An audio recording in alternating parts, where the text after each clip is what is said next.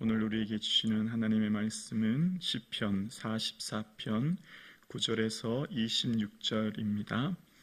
구약성경 834면입니다. 시편 44편 9절에서 26절입니다.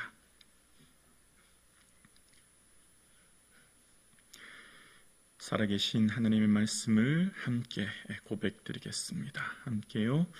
그러나 이제는 주께서 우리를 버려 욕을 당하게 하시고 우리 군대와 함께 나가지 아니하시나이다.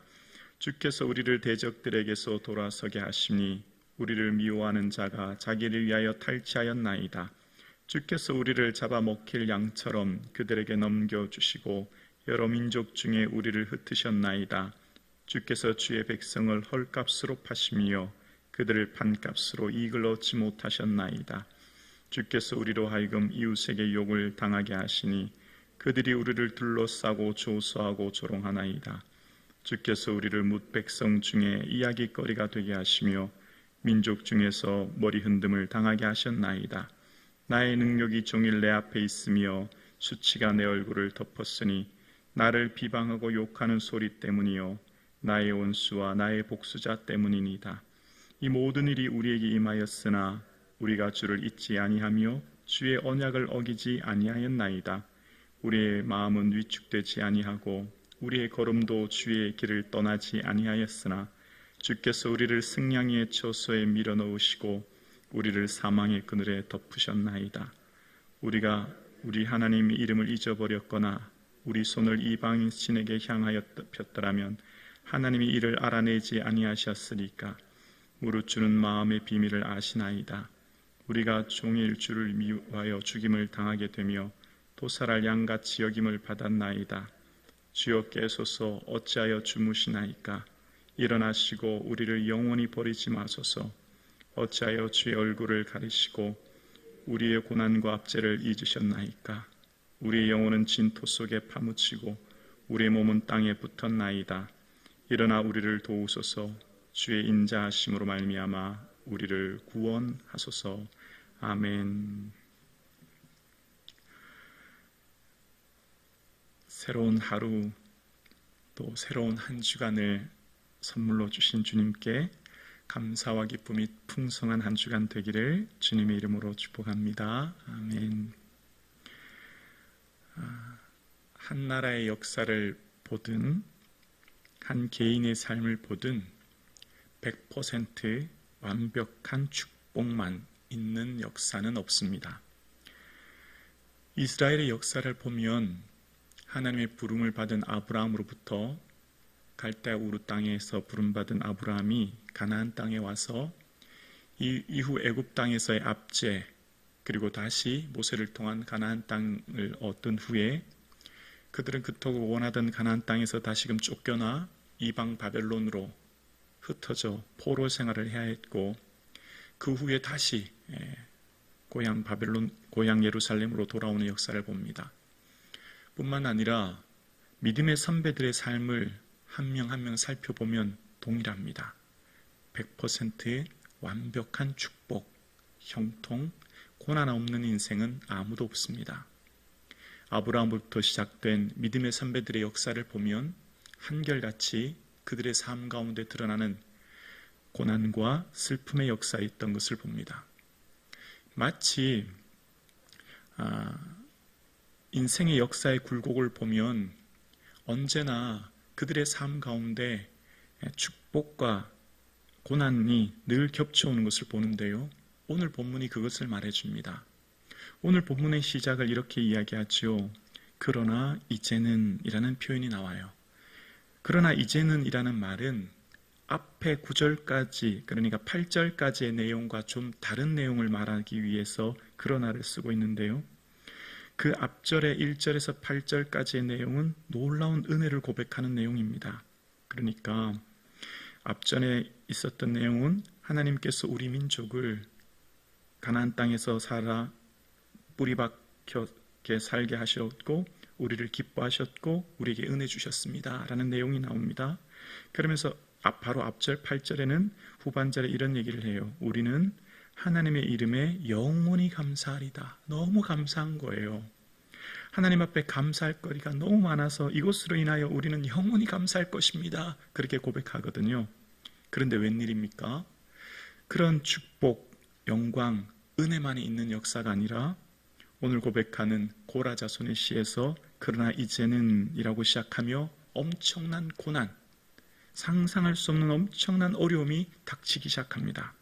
9절에 보면 그러나 이제 주께서 우리를 버려 욕을 당하게 하시고 우리 군대와 함께 나아가지 아니하시나이다 라고 말합니다. 하나님이 우리를 버리셨고 우리 군대와 함께 나아가지 않으셔서 전쟁에서 패배하는 모습을 그리지요. 그리고 10절 이하에 어떤 말을 합니까? 10절 11절에 보면 주께서 우리를 대적들에게서 돌아서게 하시니 우리를 미워하는 자가 자기를 위하여 탈취하였나이다. 주께서 우리를 잡아먹힐 양처럼 그들에게 넘겨주시고 여러 민족 중에 우리를 흩으셨나이다 라고 얘기합니다. 하나님께서 우리를 버리셨고 그래서 우리가 대적들에게서 탈취함을 당해서 우리가 민족 중에서 흩어짐을 당하는 고난을 겪게 되었다는 겁니다.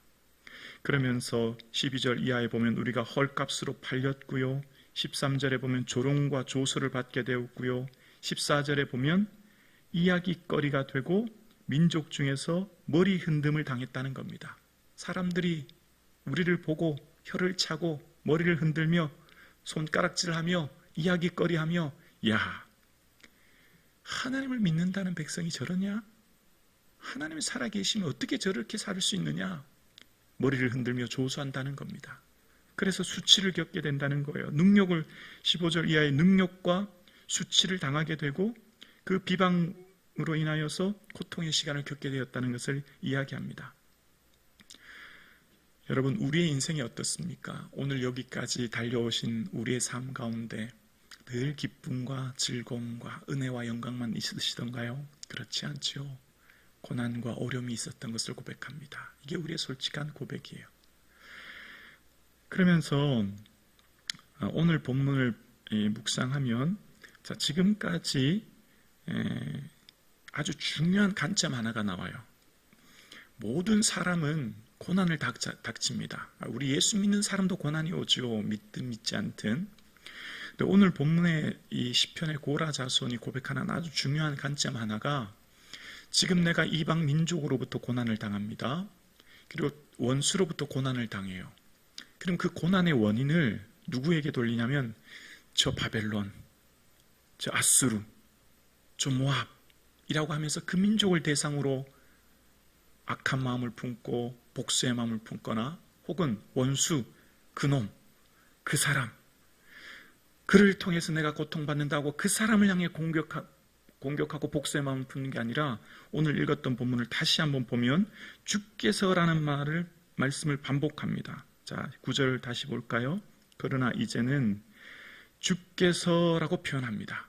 주께서 우리를 이라고 했죠. 또 10절도 그렇습니다. 주께서 우리를 계속해서 뭘 반복하죠? 주께서 하셨다는 거예요. 이게 아주 중요한 관점입니다. 만약 이 고라 자손의 자손들이 사람, 국가, 어떤 환경이라고 생각했다면 이렇게 시를 쓰지 못했고 주님 곁을 떠났을 겁니다. 믿음을 버렸을 거예요. 그런데 이 모든 일들이 일어나게 하신 분은 사람이나 국가나 환경으로 보지 않고 주님으로 보았다는 거예요.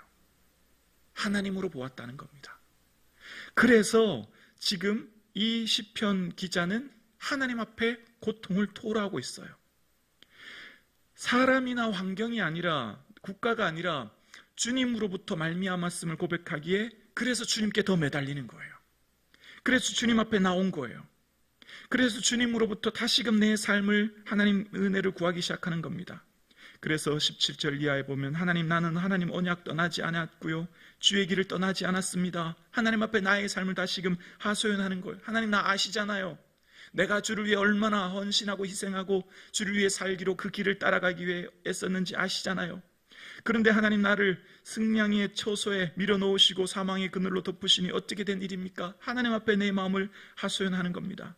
그리고 하나님 저 20절과 21절을 보면 우리가 우리 하나님의 이름을 잊어버렸거나 우리 손을 이방 신에 향하여 폈더라면 우리는 이방인을 향해 내 손을 폈거나 하나님 잊은 적 없어요. 20절에 보면 하나님 이를 알아내지 아니하셨나이까 무릇 주는 마음의 비밀을 아시나이다. 하나님 제 마음 아시잖아요. 비밀이란 말은 감추다는 의미인데 하나님 내 마음에 감춰진 내 마음 아픔 고통 내 삶 아시잖아요. 이제 하나님 앞에 토로하는 거예요. 시편에 늘 등장하는 아주 중요한 내용은 때로는 하나님을 향해 하소연할 때 누군가를 향해 막 저주의 말을 쏟아 부을 때가 있어요. 다윗이 그랬잖아요. 근데 그게 사람 앞이 아니라 누구 앞이죠? 하나님 앞에서 하는 거예요.